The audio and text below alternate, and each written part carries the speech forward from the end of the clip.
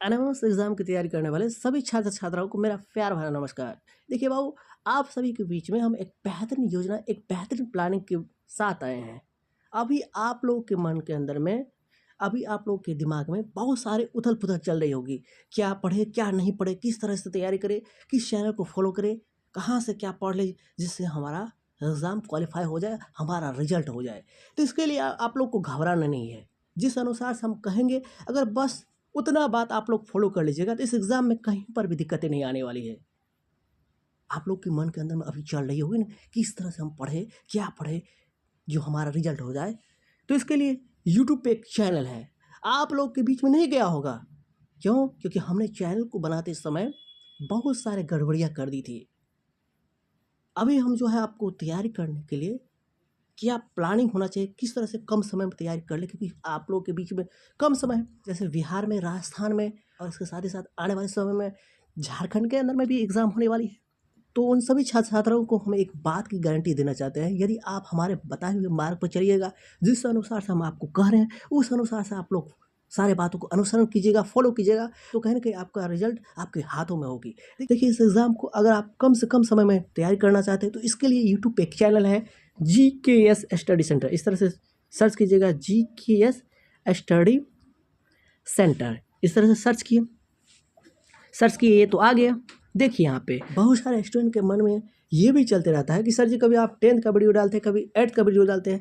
बाबू, इस चैनल पे है ना 10th का भी वीडियो डाला जाता है और आपके एनएमएस एग्जाम से रिलेटेड भी वीडियो डाला जाता है। तो इसके लिए आप लोग को घबराना नहीं है, आपका सिलेबस कंप्लीट कराया जाएगा। इससे आपको टेंशन नहीं लेना है कि कभी 10th का वीडियो आता है, कभी 8th का वीडियो आता है, कभी एनएमएस का वीडियो आता है। इसके लिए इससे आपको घबराना नहीं है। हम जिस अनुसार से कह रहे हैं उस अनुसार से आप लोग फॉलो कीजिएगा, आप लोग को घबराना नहीं है। देखिए, यहाँ पे प्लेलिस्ट में जाएंगे, प्लेलिस्ट में जब ये जाएंगे तो यहाँ पर देखिए आप लोग के लिए है ना, देखिए यहाँ पे एनएमएस बायोलॉजी का वीडियो डाले हैं ना, फिजिक्स से रिलेटेड भी वीडियो है, हिस्ट्री से भी रिलेटेड वीडियो है और ज्योग्राफी से भी रिलेटेड वीडियो है, केमिस्ट्री से भी रिलेटेड वीडियो है। इन सभी वीडियो को आप देख लेते हो तो कहीं ना कहीं आपको घबराने की कोई आवश्यकता नहीं है, तो यहीं से क्वेश्चन श्योर है, 100% आपको देखने को मिलेगा एग्जाम में। इसको एक बेहतरीन तरीक़ा से तैयार कर लीजिएगा। इसके बाद देखिए, आपको सिविक्स से भी है ना, देखिए ना। इसके बाद देखिए, बायोलॉजी से तो है ही है, 10th क्लास का भी वीडियो डाल रहे हैं और इसके साथ ही साथ आप लोग के लिए भी वीडियो हम बना रहे हैं। नमस्ते भाई, इस वीडियो में हम लोग विज्ञान के 35 महत्वपूर्ण क्वेश्चन पर चर्चा करेंगे, जो कि आपके आने वाले एनएमएस एग्जाम के लिए काफ़ी महत्वपूर्ण रहने वाला है। यदि आप लोग इस वीडियो को शुरू से लेकर के अंतिम तक एक बेहतरीन तरीक़ा से देखने का प्रयास करते हो और जिस अनुसार से हम आपको समझाने की कोशिश करेंगे उस अनुसार से समझने का कोशिश करते हो, तो आने वाले समय में के अंदर में जो भी क्वेश्चंस आपके एनएमएस एग्जाम में पूछे जाएंगे उसका जवाब आप लोग आसानी से दे दीजिएगा।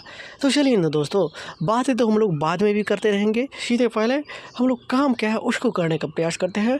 और ये वीडियो आने वाले समय के अंदर में आपको झारखंड के अंदर में और इसके साथ ही साथ राजस्थान के अंदर में और बिहार के अंदर में जो 19 जनवरी को एग्ज़ाम होने वाला है, उन सभी स्टूडेंट के लिए काफ़ी महत्वपूर्ण रहने वाला है। यदि आप लोग इस वीडियो को ध्यान से देखते हो और इसको एक बेहतरीन तरीक़ा से समझने का कोशिश करते हो तो यहाँ से डेफिनेटली है बहुत सारे क्वेश्चन हूबहू देखने को मिलेगा। तो चलिए दोस्तों, सीधे चलते हैं हम लोग प्रश्न की ओर। देखिए बाबू, यहाँ पे वीडियो को स्टार्ट करने से पहले एक बात की जानकारी देना चाहते हैं। यदि आप किसी प्रश्न का आंसर जान रहे हो तो जरूर आप लोग कमेंट ग्रुप में प्रतिक्रिया देने का प्रयास कीजिएगा। सबसे पहले खुद आप लोग सॉल्व कीजिए, फिर इसके बाद तो हम तो बता ही रहे हैं। जैसे कि इस प्रश्न का आंसर आप लोग जरूर कमेंट में दे सकते हैं। देखिए, पहला क्वेश्चन क्या है, निम्नलिखित में से एक प्राकृतिक खाद है। प्राकृतिक खाद का मतलब क्या हुआ, जो गाय के गोबर हो गया और इसके साथ ही साथ जितने भी मान के चलिए माल मवेशी मर जाता है तो खेतों में छोड़ देते हैं तो वो भी एक खाद का रूप ले लेती है। जितने भी मान के चलिए पेड़ पौधा हो गया वो सब जो है जब मिट्टी के अंदर चले जाता है तो वो भी एक खाद का रूप ले लेती है। और खेती बाड़ी करते हैं तो कई बार देखते हैं घास फूस सड़ गल जाता है तो वो भी एक खाद का रूप ले लेता है। तो वैसे खाद और उर्वरक में क्या अंतर है, हमने इसको एक बेहतरीन तरीका समझाए हुए हैं। प्लेलिस्ट में जाकर के देखने का प्रयास कीजिएगा, एनएमएस बायोलॉजी की प्लेलिस्ट में जाकर देखने का प्रयास कीजिएगा, आपको समझ में आ जाएगा। यहाँ देखिए, इस प्रश्न का आंसर क्या हो जाएगा, इस प्रश्न का आंसर हो जाएगा वर्मी कंपोस्ट। देखिए, यूरिया हो गया, पोटास हो गया, सुपर फास्फेट हो गया, जिसे हम लोग बाज़ार से खरीद के लाते हैं, वो सारे क्या हो जाता है, वो सारे होता है उर्वरक। लेकिन ये वर्मी कंपोस्ट क्या हो जाएगा, ये एक प्राकृतिक खाद हो जाता है। तो कहीं ना कहीं इसका ऑप्शन नंबर क्या हो जाना चाहिए, तीसरा नंबर ऑप्शन हो जाना चाहिए। जीव जंतु एवं पेड़ पौधों की ऐसी प्रजातियाँ जिनका कोई भी प्रतिनिधि वर्तमान में जीवित नहीं है, कोई भी प्रतिनिधि वर्तमान में जीवित नहीं है, उसे हम लोग क्या कहते हैं? तो उसको हम लोग कहते हैं विलुप्त। विलुप्त प्राय का मतलब यानी कि संकटापन का मतलब क्या हुआ? जिसके रहने में दिक्कत आ रही है, वो संकट की स्थिति में है। लेकिन जब प्रश्न कह रहा है यहाँ पर स्पष्ट रूप में क्या कह रहा है, देखिए यहाँ पे स्पष्ट रूप में कह रहा है कि जो जीवित नहीं है तो उसे हम लोग क्या कहेंगे? उसे हम लोग कहेंगे विलुप्त जंतु। तो कहेंगे कि इसका ऑप्शन नंबर क्या हो जाएगा? दूसरा हो जाएगा। सारे प्रश्न को एक बेहतरीन तरीका से समझते जाइए। देखिए यहाँ पे प्रदर्शित पादप चित्र में अलैंगिक प्रजनन का कौन सा प्रकार है, यानी कि इस फिगर को देखते हुए आपको जवाब देना है। यदि इस प्रश्न का आंसर आ रहा है आपको तो आप लोग जरूर कमेंट ग्रुप में, सबसे पहले आप कमेंट ग्रुप में प्रतिक्रिया दीजिए, फिर इसके बाद हम आपको बताने की कोशिश करेंगे ही ना। ये वीडियो आप लोग के लिए एक टेस्ट ग्रुप में लिया जा रहा है। जो भी स्टूडेंट जान रहे हैं कि इसका आंसर ये होने वाला है, पहले ही आप लोग सबसे पहले कमेंट करने का प्रयास कीजिएगा। और ये वीडियो हकीकत में आपकी तैयारी किस रूप में है, कैसी है, इसका एहसास हो जाएगा। अगर प्रश्न का आंसर आ रहा है, अगर आप में एबिलिटी है, अगर आपने सच में साइंस को बेहतरीन तरीक़ा से पढ़े हैं, तो इन सारे प्रश्न को जवाब आपको आना चाहिए, देना चाहिए। देखिए यहाँ पे तो फिगर को देख के बताना है कि ये किस प्रकार का अलैंगिक जनन का प्रकार है। तो ये विखंडन भी नहीं है, मुकुलन भी नहीं है, कायिक प्रवर्धन भी नहीं है। वैसे विखंडन का फिगर क्या होना चाहिए, मुकुलन का फिगर क्या होना चाहिए, कायिक प्रवर्धन का फिगर क्या होना चाहिए, इसको हम यहाँ पे दे रहे हैं, उसको ध्यान से समझिएगा। जब यहाँ पे इस तरह से फिगर पूछ दिया है तो इसी तरह से विखंडन से रिलेटेड भी क्वेश्चन पूछ सकता है। तो यहाँ पे इस प्रश्न का ऑप्शन नंबर क्या हो जाएगा? तीसरा हो जाएगा, बीजाणु निर्माण हो जाएगा। तो हम ये आशा कर सकते हैं कि आपको समझ में आ रही होगी। रुधिर का लगभग कितना प्रतिशत भाग रुधिर कणिकाओं से बना होता है? सबसे पहले आप लोग इस प्रश्न का कमेंट ग्रुप में जवाब दीजिए। देखिए यहाँ पे रुधिर का लगभग कितना प्रतिशत भाग रुधिर कणिकाओं से बना होता है, तो इसका जवाब सही हो जाएगा चौथा नंबर, ऑप्शन नंबर, यानी कि इसका ऑप्शन नंबर क्या हो जाएगा? चौथा है, यानी कि 40% हो जाएगा। इस तरह से आप लोग को ख्याल में रखना है, इसको ध्यान में रखना है। रुधिर का लगभग 40% भाग रुधिर कणिकाओं से बना होता है। इसका ऑप्शन नंबर क्या हो जाएगा? चौथा हो जाएगा। आइए अगला क्वेश्चन देखिए। सर्दी जुकाम का संचरण करने वाला वायरस है, प्रश्न का जवाब दीजिए पहले आप लोग। वेरिसेला जोस्टर है कि राइनो वायरस है कि पोलियो वायरस है कि हेमियन इम्यूनो वायरस है? तो इस प्रश्न का सही आंसर हो जाएगा दूसरा नंबर, यानी कि राइनो वायरस। इस तरह से सभी प्रश्नों को सबसे पहले आप लोग खुद ट्राई कीजिए और जवाब दीजिए। अगले प्रश्न का जवाब दीजिए। पादपों में जल का परिवहन होता है, तो जल का परिवहन होता है जाइलम के द्वारा। जल एवं खनिज लवण का परिवहन होता है जाइलम के द्वारा। और भोजन का परिवहन होता है फ्लोएम के द्वारा। रंध्र के द्वारा तो पेड़ पौधा श्वसन करते हैं, सांस लेते हैं। और पत्तियों को तो हम लोग क्या कहते हैं? पेड़ पौधा का रसोई घर, क्योंकि पत्ती में ही प्रकाश संश्लेषण की क्रियाएँ होती हैं। वैसे ये प्रकाश संश्लेषण क्या है और जाइलम और फ्लोएम में क्या अंतर है, इसके बारे में हमने बताए हैं। यूट्यूब पे आप लोग ज़रूर है सर्च करके देखने का कोशिश कीजिएगा, जाइलम और फ्लोएम में क्या अंतर है। जीके स्टडी सेंटर इस तरह से सर्च कीजिएगा, आ जाएगा। और प्रकाश संश्लेषण क्या है, इस तरह से यूट्यूब पे सर्च करके देख लीजिएगा। तो इस टॉपिक से जो भी क्वेश्चन पूछी जाएगी ना, तो आपको आसानी से बन जाएगा। तो इसलिए हमारा ये रिक्वेस्ट है, आप उन सभी वीडियो को जरूर देखने का प्रयास कीजिएगा। फिलहाल इस प्रश्न का आंसर क्या हो जाएगा? इस प्रश्न का आंसर हो जाएगा जाइलम के द्वारा, यानी कि पहला नंबर ऑप्शन सही हो जाएगा। प्रतिवर्ष 5 जून को कौन सा दिवस मनाया जाता है? तो विश्व जनसंख्या दिवस हम लोग मनाते हैं 11 जुलाई को। विश्व पर्यावरण दिवस मनाया जाता है। तो कहीं ना कहीं इसका ऑप्शन नंबर क्या हो जाएगा? कहीं ना कहीं इसका ऑप्शन नंबर क्या हो जाएगा बाबू? दूसरा नंबर हो जाएगा। पृथ्वी दिवस हम लोग 22 अप्रैल को मनाते हैं। विश्व ओजोन दिवस हम लोग मनाते हैं 16 सितंबर को। 16 सितंबर को विश्व ओजोन दिवस मनाते हैं। ये सारे इंपॉर्टेंट डेट्स हैं और बार बार पूछते रहता है, तो इसको भी आप लोग को ख्याल में रखना है। और जैसे जैसे आगे बढ़ रहे हैं हम लोग, वैसे वैसे नई नई जानकारियाँ भी मिलती जा रही है। और आप लोग कमेंट ग्रुप में ज़रूर सबसे पहले आप दीजिए जवाब, फिर इसके बाद तो हम तो बता ही रहे हैं ना, पहले आपका जवाब आना चाहिए। आइए अगला क्वेश्चन देखिए। स्कर्वी रोग किस विटामिन की कमी से होता है? क्या विटामिन बी की कमी से होता है, क्या विटामिन डी की, क्या विटामिन ए की? तो यहाँ पे विटामिन ए की कमी से नाइट ब्लाइंडनेस यानी कि रतौंधी नामक बीमारी हो जाता है। विटामिन बी की कमी से बेरी नामक रोग हो जाता है। विटामिन डी की कमी से रिकेट्स यानी कि हड्डी कमजोर हो जाता है। विटामिन सी की कमी से आपको होता है क्या? स्कर्वी नामक रोग। तो हम ये आशा कर सकते हैं आपको वीडियो काफ़ी अच्छी लग रही होगी। सबसे पहले खुद आप ट्राई कीजिए और खुद सबसे पहले आप लोग जवाब देने का प्रयास कीजिए। निम्नलिखित में किस अंग की भीतरी सतह पर रसांकुर पाया जाता है? यानी कि क्षुद्रांत के अंदर में पाया जाता है। अग्नाशय में, अमाशय में, विद्रांत में यानी कि बड़ी आंत में ये सब नहीं पाया जाता है। रसांकुर पाया जाता है। देखिए कितना डेप्थ में क्वेश्चन उठाया है। तो ये क्षुद्रांत यानी कि स्मॉल इंटेस्टाइन, इसका सही ऑप्शन नंबर 2 हो जाएगा, यानी कि क्षुद्रांत में। क्षुद्रांत को हम लोग छोटी आंत भी कहते हैं। और वसा का पूर्ण रूप से पाचन भी छोटी आंत में ही होता है। इसको भी आप लोग ख्याल में रखिएगा। देखिए निम्नलिखित में कौन सा हार्मोन हमारे रुधिर में कैल्शियम स्तर को नियंत्रित करता है? कौन सा हार्मोन? तो यहाँ देखिए पैराथायरॉयड हार्मोन होगा कि आपको थाइमोसिन हार्मोन होगा कि थायरोक्सिन हार्मोन होगा कि एड्रेनलिन हार्मोन होगा? तो यहाँ पे इस प्रश्न का सही ऑप्शन नंबर क्या हो जाएगा? पहला ही हो जाएगा, यानी कि पैराथायरॉयड हार्मोन ही है जो हमारे शरीर के अंदर में कैल्शियम के स्तर को नियंत्रित करने का प्रयास करता है। और ये थायरोक्सिन हार्मोन तो आयोडीन के संश्लेषण के लिए जरूरी होता है। अगर हमारे शरीर के अंदर में थायरोक्सिन हार्मोन का स्राव नहीं होगा तो वैसी स्थिति में हम लोग के देखते रहते हैं, कभी कभी महिलाएं सबको गलगंडा नामक बीमारी हो जाता है, घेघा रोग जो हो जाता है। तो मैं आशा कर सकते हैं कि वीडियो आपको बहुत ही अच्छी लग रही होगी। मेढक के हृदय में होते हैं, तो मेढक के हृदय में क्या एक अलिंद एक निलय होता है कि एक अलिंद दो निलय होता है कि या दो अलिंद दो निलय होता है कि दो अलिंद एक निलय होता है? तो आप लोग सबसे पहले जवाब दीजिए इस प्रश्न का आंसर। हम तो यहाँ पर देख ही रहे हैं ना, तो यहाँ पे इस प्रश्न का ऑप्शन नंबर क्या हो जाएगा? तीसरा हो जाएगा, यानी कि दो अलिंद एक निलय हो जाएगा। मछलियों में पानी में तैरने या गति करने के लिए कौन सा अंग सहायता करता है? तो एक होता है गिल्स होता है कि शुल्क होता है कि फुफ्फुस होता है? ये सारे मछली का ही एक अंग है, लेकिन इसको कह रहा है क्या प्रश्न? गति करने के लिए। सबसे पहले इस प्रश्न का जवाब आप लोग दीजिए। क्या गलफड़ होना चाहिए? क्या शुल्क होना चाहिए? क्या फुफ्फुस होना चाहिए, यानी कि लंग्स होना चाहिए? नहीं होना चाहिए। तो क्या होना चाहिए बाबू? तीसरा नंबर हो जाएगा, यानी कि फिन्स हो जाता है ना। आइए अगला क्वेश्चन देखिए। जो किस अंग से शोषण करती है? क्या फुफ्फुस से, श्वास प्रणाली से, या क्या गलफड़ से? नहीं ना, फेफड़ा से तो हम लोग न करते हैं बाबू, और गलफड़ से मछली ने शोषण करता है। और इसके बाद मेढक हो गया, तिलचटा हो गया, ये इसमें क्या पाई जाती है? त्वचीय शोषण पाई जाती है। तो कहीं ना कहीं इसका ऑप्शन नंबर क्या हो जाएगा? दूसरा हो जाएगा ना। अब देखिए अगला क्वेश्चन। निम्न में से वक्षीय कंकाल का एक भाग है, तो वक्षीय कंकाल का एक भाग है पसली। तो कहीं ना कहीं इसका ऑप्शन नंबर क्या हो जाएगा बाबू? तीसरा हो जाएगा। आप लोग भी कमेंट के रूप में ज़रूर प्रतिक्रियाएं देने का प्रयास कीजिएगा कि आपको ये वीडियो कैसी लग रही है।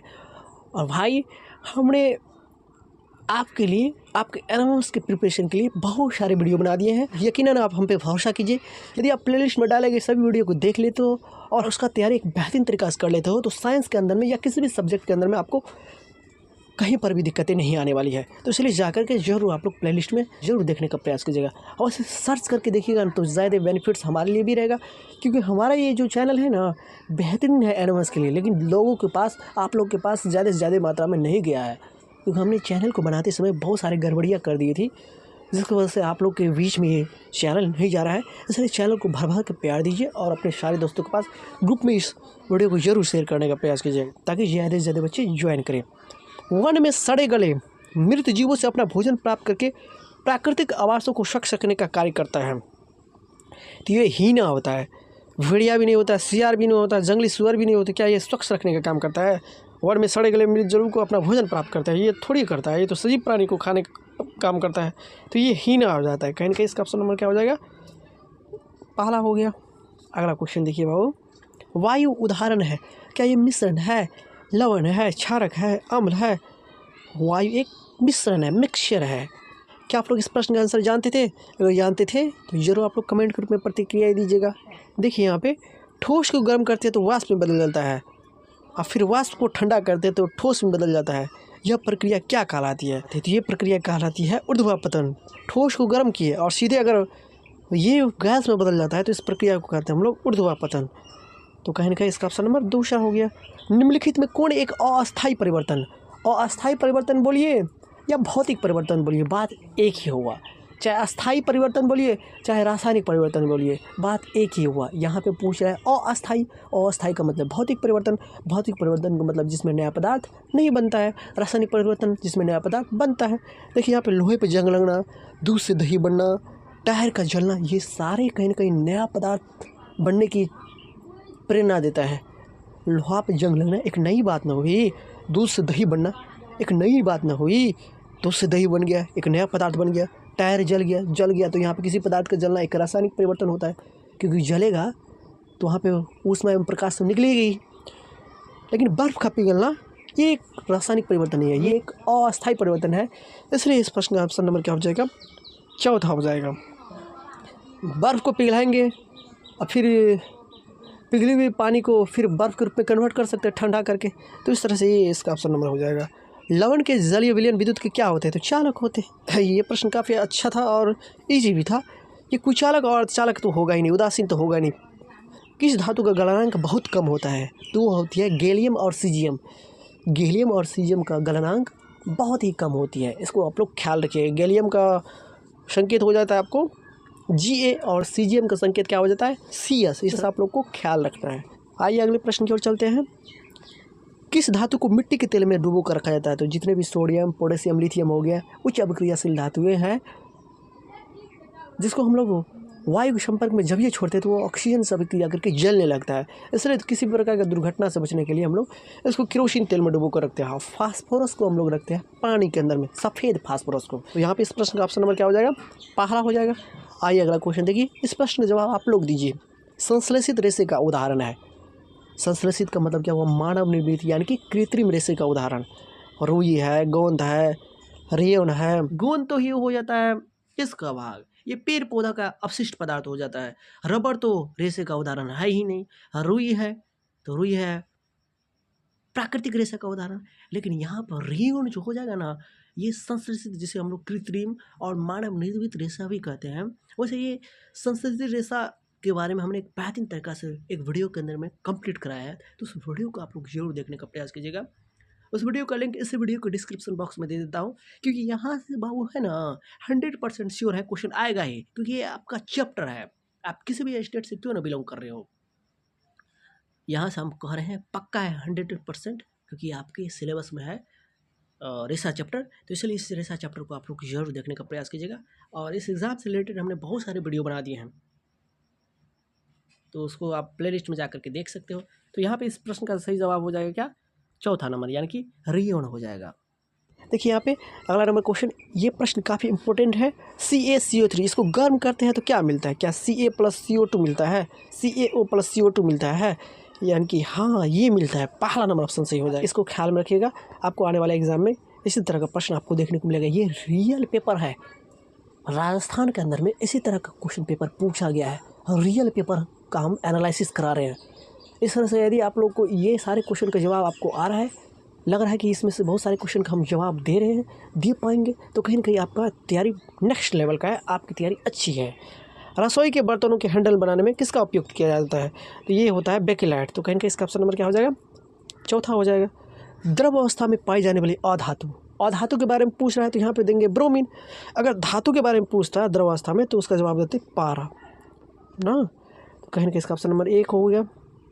पथमापी से क्या मापी जाती है? क्या क्षेत्रफल मापी जाती है? क्या चाल मापी जाती है? क्या आयतन मापी जाती है? नहीं ना, अब जवाब दीजिए ना। ये हो जाएगा पहला नंबर है। आइए अगला क्वेश्चन देखिए, नियत चाल से गति करने वाली वस्तु का दूरी समय ग्राफ निम्न में कौन सा है? देखिए, क्या पहला होना चाहिए, क्या दूसरा होना चाहिए, क्या तीसरा होना चाहिए? ये सारे नहीं है। कौन सारे? यहाँ पे पहला भी नहीं होगा, तीसरा भी नहीं होगा, चौथा भी नहीं होगा, ये होगा। देखो, समय भी इसी तरीके से जा रहा है और दूरी भी उसी तरीके से जा रहा है, यानी कि समय और दूरी के बीच में क्या कर रहा है? ग्राफ को पहचानने के लिए। तो यहाँ पे क्या हो जाएगा? दूसरा नंबर इसका सही आंसर हो जाएगा ना। अब वैसे इस प्रश्न को आप लोगों को समझने में दिक्कत हुई है तो ज़रूर कमेंट के रूप में प्रतिक्रिया दीजिएगा कि सर जी ऐसा क्यों हुआ। दाब का समात्रक क्या हो जाएगा? तो दाब का समात्रक एक हो जाता है वैज्ञानिक के आधार पर पास्कल, एक होता है फार्मूला बेस पर न्यूटन प्रति मीटर स्क्वायर। दाब का मतलब होता है बल बटा क्षेत्रफल। बल को मापते हैं हम लोग न्यूटन में, क्षेत्रफल को मापते हैं मीटर स्क्वायर में। तो न्यूटन प्रति मीटर स्क्वायर कहे या आपको पास्कल कहे, बात एक ही हुआ।